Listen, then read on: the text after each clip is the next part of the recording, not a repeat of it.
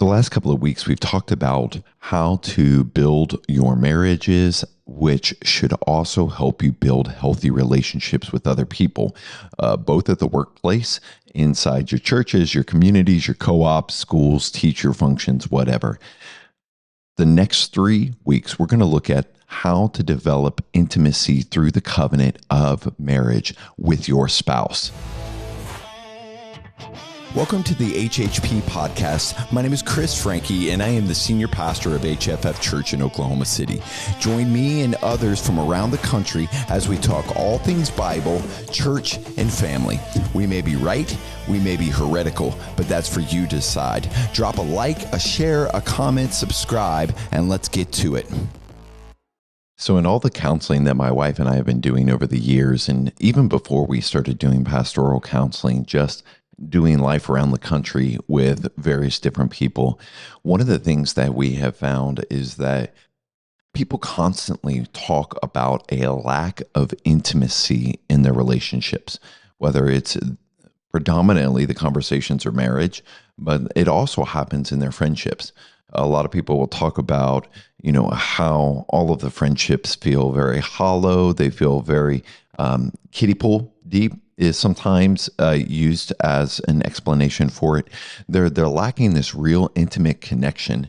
And so today I want to start off a 3-week series talking about intimacy. But I want to talk more than just physical intimacy, because a lot of times this is where, especially for men, this is where the issue is.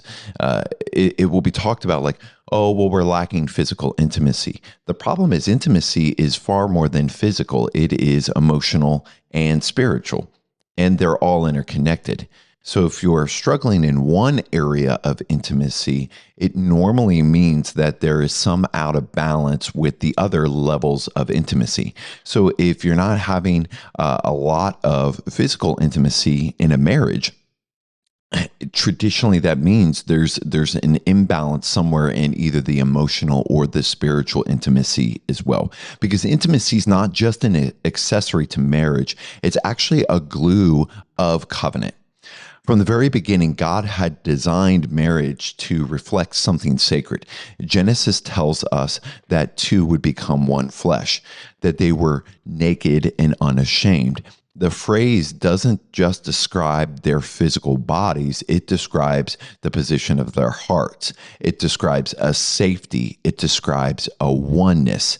And so sometimes when you're lacking physical or emotional or spiritual intimacy in a marriage or a relationship, it is because the hearts are not connected and the hearts are not safe, which means there's not a oneness.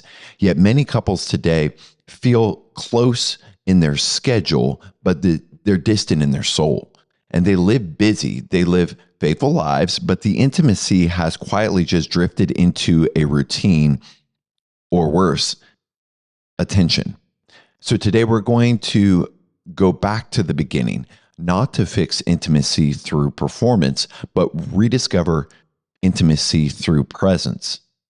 Intimacy is not something that you do. It is something that you cultivate. Many couples will confuse intimacy with activity.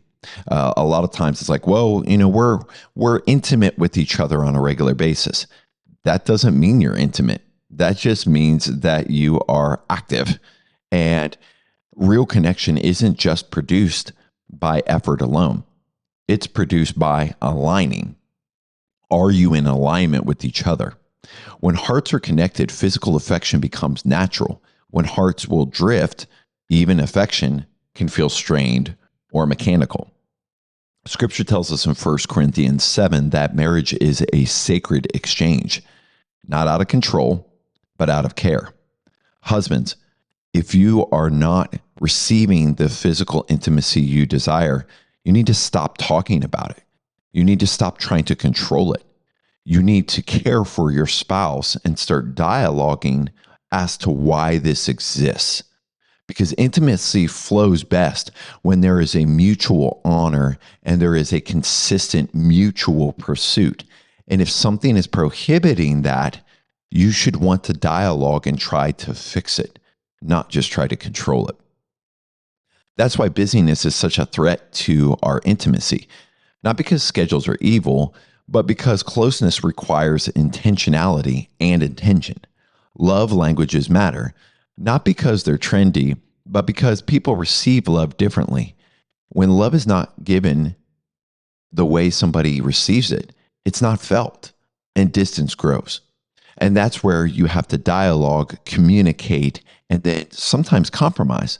Because most people who are spouses with each other, they receive love differently from each other.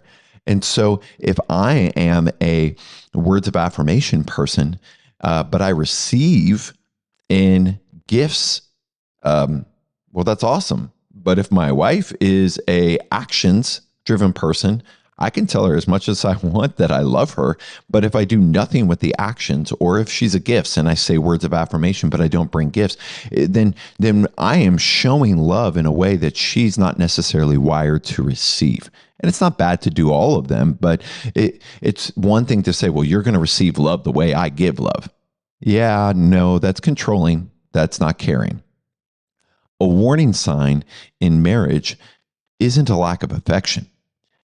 It's withholding. When touch, conversation, or prayer disappear, something deeper is going unspoken. There is an internal wrestle. Your spouse is the person who is supposed to be there to help wrestle with you. Think about that for a second. They're supposed to be the one who helps wrestle with you, not against you. But here's the good news. Intimacy can be rebuilt, but it is slow, it is gentle, and it is faithful. 5 minutes of undistracted conversation with each other, one intentional gesture of affection, a shared prayer, inviting God back into the center. Small steps create sacred spaces. A lot of times people do what is commonly known as love bomb. They make a mistake, and so they swing the pendulum so far to the other side that they love bomb with gifts or affection or whatever. Men and women, this is not healthy. Both sides of the guardrail wreck the car.